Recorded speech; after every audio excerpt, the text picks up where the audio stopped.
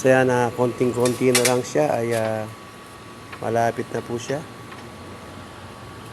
Saan makukuha na po natin yung tamang sukat. Yan, 1.2. Malayo siya pa rin. Yan, malayo pa dun sa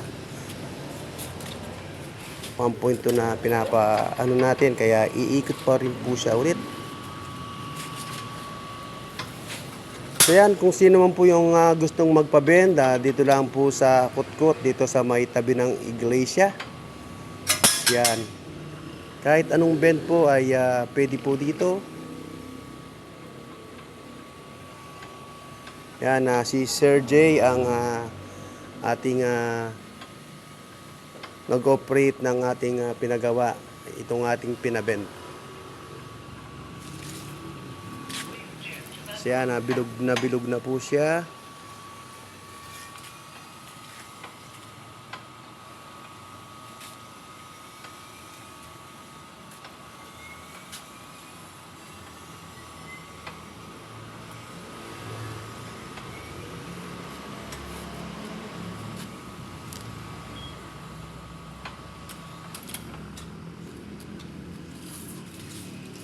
Yan, tingnan natin. Medyo malayo pa siya.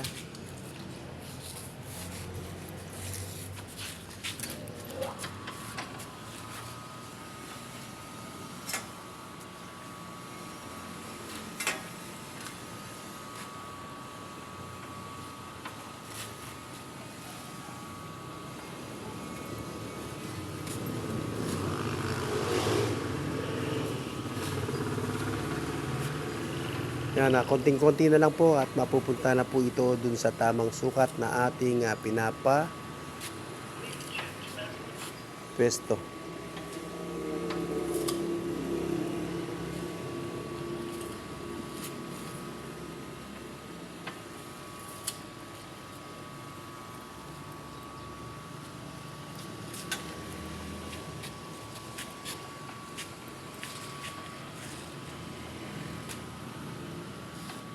So yan, kapag pumalapit po siya ay medyo inaalalayan na siya.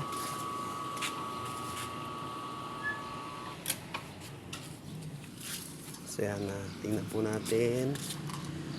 1.2, sino ba yata eh? 1.2 yan. 1.2. Apen? Oh, sige. Ayan, sige.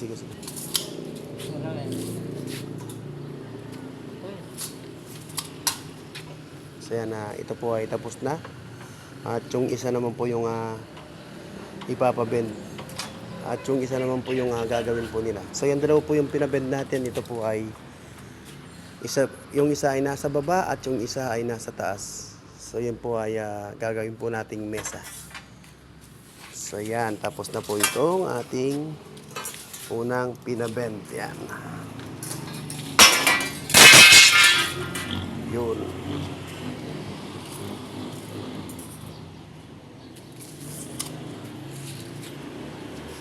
So yan, yung isa naman po yung kanilang ibeben.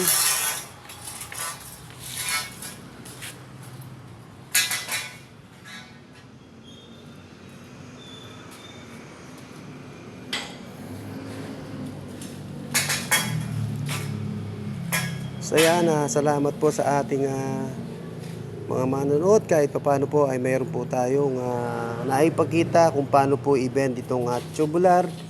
So yan po, shout out po sa lahat po ng mga followers natin dyan at sa mga magpapalo pa. So yan po. So yan, salamat po.